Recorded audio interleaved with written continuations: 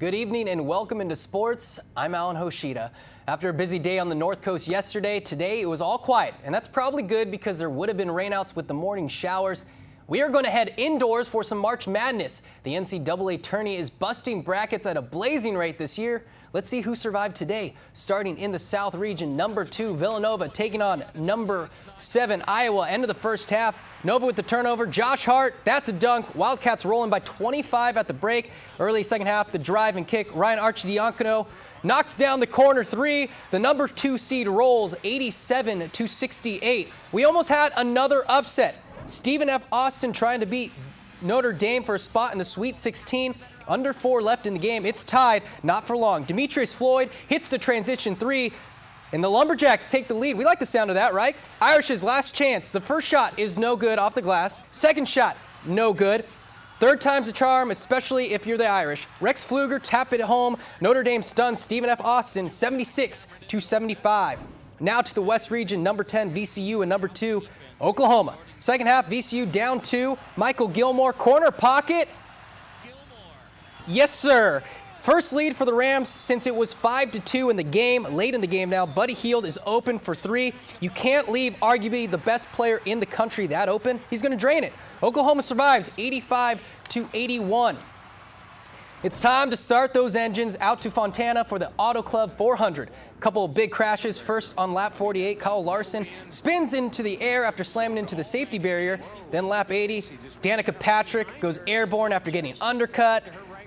She wasn't happy with Casey Kane after that wreck, but the race needed overtime. Jimmy Johnson shows why he's a 6-time champion, gets around Kevin Harvick, the California kid, in a Superman paint job, wins once again in his home state, his 77th career win. Good for him. Way to go, California kid.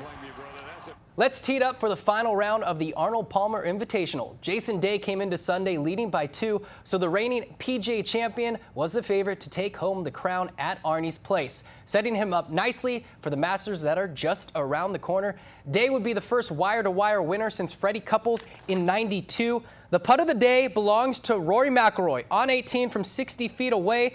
The Irishman gives it a ride, and it's tracking bottom of the cup. He was the world number 2 when he made that putt. Keep that in mind. I'll tell you why later.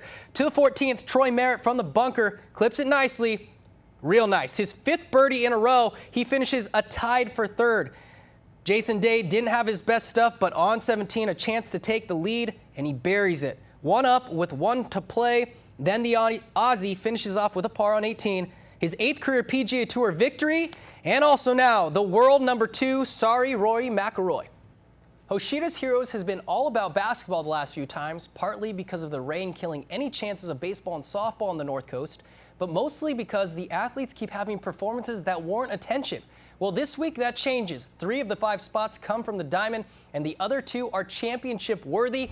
Let's start at CR, and on the softball Diamond, Kyla Clapham is having a standout freshman season. On Friday versus Butte, she went 7 innings pitched, 2 earned runs, 3 Ks, got the win, but more impressively, at the plate, she went 6 of 7, including a 5-for-5 outing in Game 2. She had a 3-bagger and 2 RBIs. Number 4, Hannah Holland, the sophomore outfielder for the Lady Jacks. This week, 14 of 25. That's a .560 average. She had 3 RBI, including a game-winning walk-off hit Friday that you're seeing right here.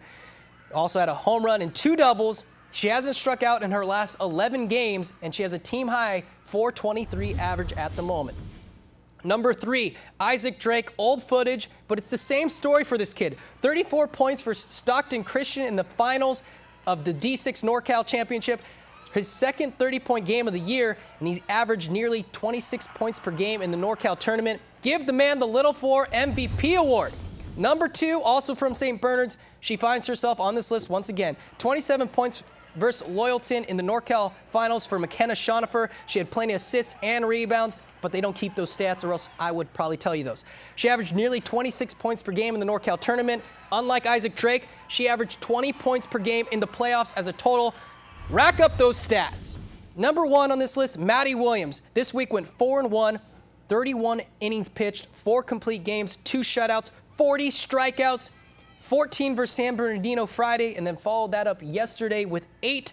She already has over 100 strikeouts, averaging nearly 10 strikeouts per 7 innings pitched, which is a complete game for Humboldt State. Oh, and her ERA is sub 1.5. Honorable mentions this week go to Tiffany Hollingsworth. She swatted a walk-off home run yesterday for the Lady Jacks, and obviously both the St. Bernard's basketball teams for becoming NorCal champs. And Andrew Wilson from CR. He broke a 33-year-old record in the 400 meters yesterday. So congratulations to him and congratulations to all the heroes. That's going to do it for sports. Stay with us. More news after the break.